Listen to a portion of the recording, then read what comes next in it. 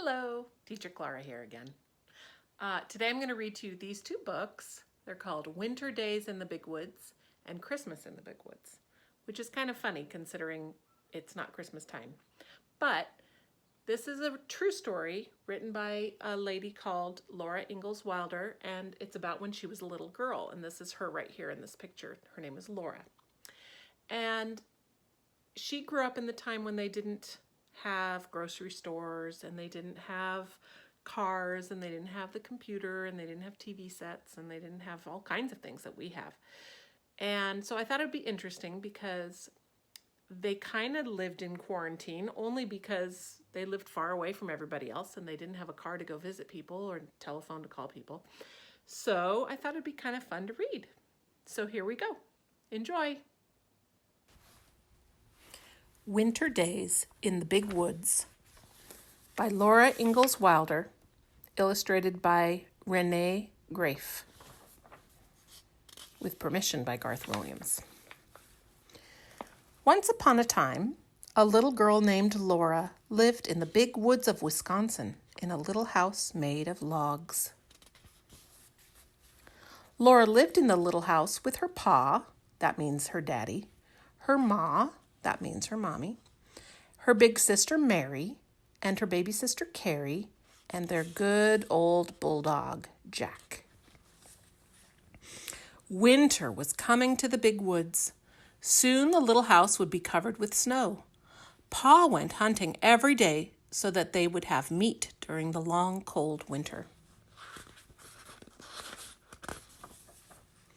Ma, Laura, and Mary gathered potatoes and carrots, beets and turnips, cabbages and onions and peppers and pumpkins from the garden next to the little house.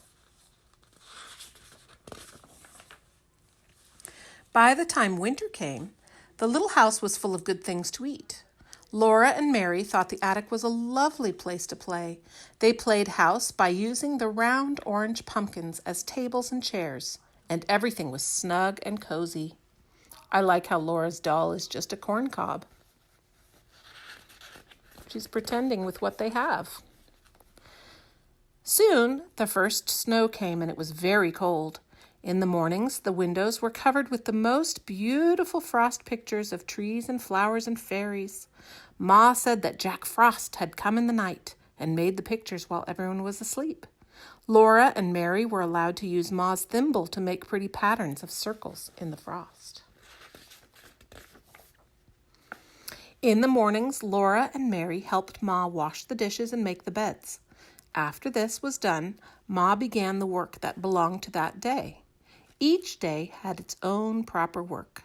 Ma would say, wash on Monday, iron on Tuesday, mend on Wednesday, churn on Thursday, clean on Friday, bake on Saturday, rest on Sunday. And every week she would do it the same way.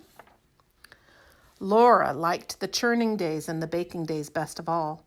Ma had to churn the cream for a long time until it turned into butter. Mary could sometimes churn while Ma rested, but Laura was too little. They have such a large churning jar. We just used little jars when we made butter. Do you guys remember? On Saturday, when Ma made the bread, Laura and Mary each had a little piece of dough to make into a little loaf. Ma even gave them a bit of cookie dough to make little cookies. It's almost like Play-Doh, isn't it? After the day's work was done, Ma would sometimes cut out paper dolls for Laura and Mary. She drew their faces on with a pencil and cut dresses and hats and ribbons out of colored papers so that Mary and Laura could dress the dolls beautifully. But the best time of all was at night when Pa would come home. He would throw off his fur cap and coat and mittens and call, "Where's my little half pint of sweet cider half drunk up?" That was his nickname for Laura because she was so small. Do you have a nickname that your parents call you? Sometimes Pa would take down his fiddle and sing. Pa would keep time with his foot. Laura and Mary would clap their hands to the music when he sang. Yankee Doodle went to town, he wore his striped trousies. He swore he couldn't see the town, there were so many housies. Other times, Pa would tell stories. When Laura and Mary begged him for a story, he would take them on his knees and tickle their faces with his long whiskers until they laughed out loud. His eyes were blue and merry. This is what people did when they didn't have TVs or computers. Outside, it was cold and snowy, but the little log cabin was snug and cozy.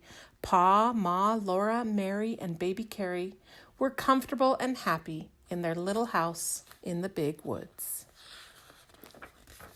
And that's the end. Isn't that a nice story?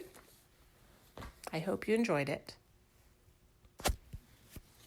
Christmas in the Big Woods by Laura Ingalls Wilder, illustrated by Renee Grafe, with permission from Garth Williams.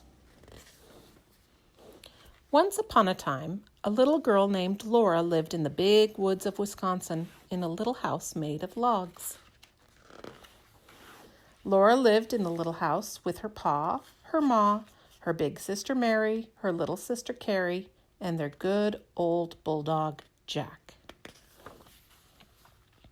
Christmas was coming, and the little house was covered with snow. When Pa came in from shoveling, he caught Laura up in a big bear hug against his cold winter coat. His mustache was covered with melting snowflakes. Ma was busy all day long cooking good things for Christmas. She baked bread and apple pies and filled a big jar with cookies. Laura and Mary got to lick the spoon. Pa and Ma showed Laura and Mary how to make molasses candy by pouring hot sugar and molasses syrup into pans of snow. The syrup hardened at once because it turned cold and turned into candy. Laura and Mary could each eat one piece, but the rest was saved for Christmas Day. The day before Christmas, Aunt Eliza, Uncle Peter, and cousins Peter, Alice, and Ella came to visit. Laura and Mary heard sleigh bells ringing, and then a big bobsled came out of the woods. Aunt Eliza, Uncle Peter, and the cousins were inside, covered up with blankets. When everyone came inside, the little house was filled to the seams. Jack ran around in circles, barking happily. Now there were lots of children to play with. Laura and Mary and the cousins put on their warm coats and mittens and scarves and went outside to make pictures in the deep, soft snow. Like making snow angels and snowmen. It's fun. They played so hard that when night came, they were too excited to sleep. But they knew they must or Santa Claus wouldn't come. So they hung their stockings by the fireplace and put on their red flannel nightgowns and went to bed. In the morning, they all woke up almost at the same moment and ran to see what was in their stockings. In every stocking was a pair of bright red mittens and a stick of red and white striped peppermint candy. They were so happy they could hardly speak. But Laura was the happiest of all. In her stocking was a beautiful rag doll with black button eyes and a pink and blue calico dress. Laura named her doll Charlotte, and she let the other children all hold her. For Christmas breakfast, Mom made each child a pancake man. All the children held their plates next to the stove and watched while Mom made the pancake men one by one out of pancake batter. Peter ate his up right away, but the girls ate theirs slowly to make them last. It was too cold to go outside, so the children played quietly inside. They ate their candy and admired their mittens and looked at the pictures in Pa's big green book until it was time for the cousins to go home. Laura held Charlotte in her arms the whole time. At last, Aunt Eliza, Uncle Peter, and the cousins bundled up in their coats and blankets and got into the bobsled. "Goodbye," they called, and off they went into the woods. In a little while, the happy sound of the sleigh bells was gone, and Christmas was over. But what a happy Christmas it had been. And that's the end. Isn't that nice? Now she doesn't have to play with a corncob doll anymore, huh?